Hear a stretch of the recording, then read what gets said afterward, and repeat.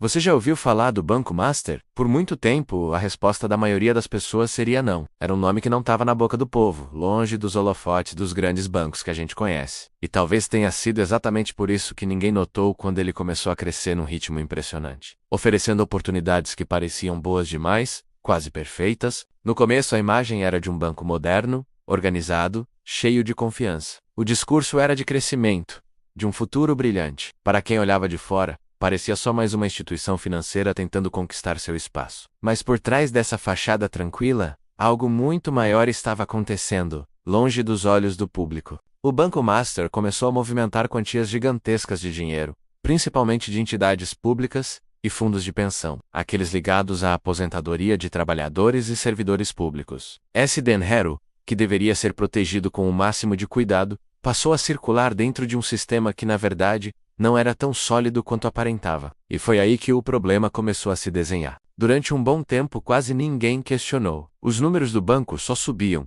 os contratos eram assinados, e a sensação de segurança era total. O banco transmitia confiança, e quando o assunto é dinheiro, confiança é tudo. As pessoas baixam a guarda. Só que aos poucos, alguns sinais estranhos começaram a aparecer. Operações financeiras que não eram muito claras, decisões que pareciam arriscadas demais para uma instituição desse porte. Mas mesmo assim, a máquina continuava funcionando, como se tudo estivesse sob controle. O problema é que esse controle existia muito mais no discurso do que na prática. Quando a verdade finalmente veio à tona, o choque foi geral. Reportagens investigativas revelaram que o Banco Master estava no centro de um esquema bilionário, com falhas graves de fiscalização e uma série de decisões que jamais deveriam ter sido aprovadas. E aqui não estamos falando de um erro isolado, de um deslize. Foi um conjunto de falhas que foram se acumulando ao longo do tempo, como uma bola de neve. E o mais grave, muitas dessas falhas só aconteceram por causa da ausência de uma vigilância eficaz por parte do próprio Estado. Enquanto o banco crescia de forma acelerada, os mecanismos que deveriam fiscalizar esse crescimento simplesmente não funcionaram.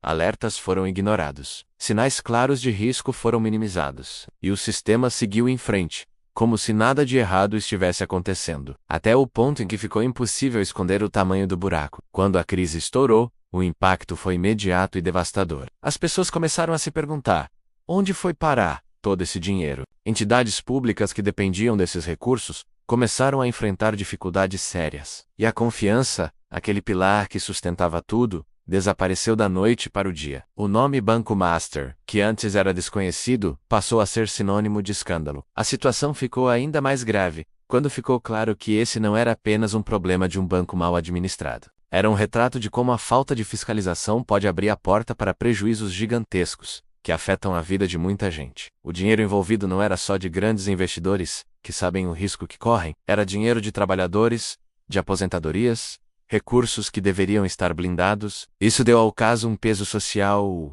enorme. Muitas pessoas foram afetadas, direta ou indiretamente, mesmo aquelas que nunca tinham ouvido falar do banco antes. A reação do público foi uma mistura de choque e indignação. Como algo dessa magnitude pôde acontecer por tanto tempo sem uma intervenção firme das autoridades? Como tantas decisões arriscadas passaram batido, sem nenhum questionamento? E a pergunta que não quer calar: quem vai pagar essa conta? Essa é uma das questões que continuam no ar, sem uma resposta clara. O escândalo do Banco Master revelou um problema muito maior do que um simples caso de má gestão. Ele escancarou a fragilidade de um sistema que deveria proteger o dinheiro público e de trabalhadores, mas que, na prática, permitiu que riscos absurdos fossem assumidos sem a menor transparência. Outro ponto que chamou muita atenção foi o silêncio inicial. Quando as primeiras denúncias surgiram, em vez de explicações claras e diretas, o que vimos foram notas oficiais confusas, respostas incompletas, e aquela sensação de que a verdade estava sendo revelada aos poucos, quase à força. Isso só serviu para aumentar ainda mais a desconfiança. Porque,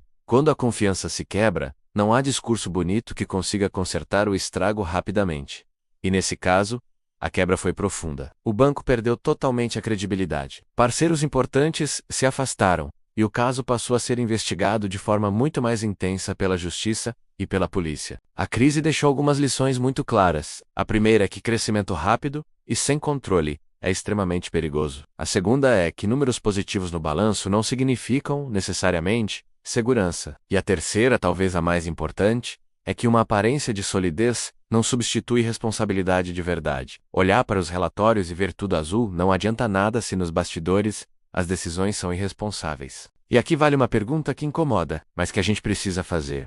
Quantas outras situações parecidas com a do Banco Master podem estar acontecendo agora mesmo, em silêncio, só porque ainda não foram investigadas? Essa pergunta é desconfortável, mas necessária. O caso do Banco Master virou um exemplo clássico do que acontece quando as falhas se acumulam debaixo do tapete. Não foi um desastre que aconteceu de repente. Foi um problema construído aos poucos, decisão por decisão, omissão por omissão. Hoje, o que se sabe é que os prejuízos são bilionários. As investigações continuam em andamento e muitas respostas importantes ainda não foram dadas. O escândalo não acabou quando virou notícia de jornal. Ele continua produzindo consequências. E talvez a maior delas seja o alerta que fica para toda a sociedade. Dinheiro público e dinheiro de trabalhadores exigem cuidado extremo.